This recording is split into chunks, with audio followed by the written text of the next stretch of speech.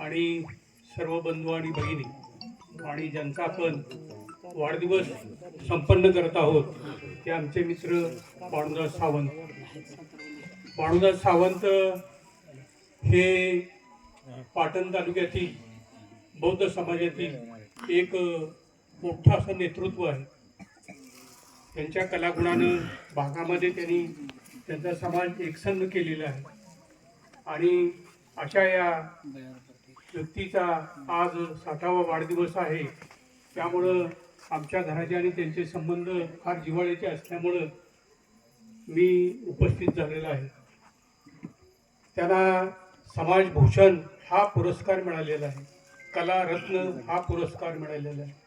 तारळे भागाचे त्यांच्या समाजाचे ते अध्यक्ष आहेत.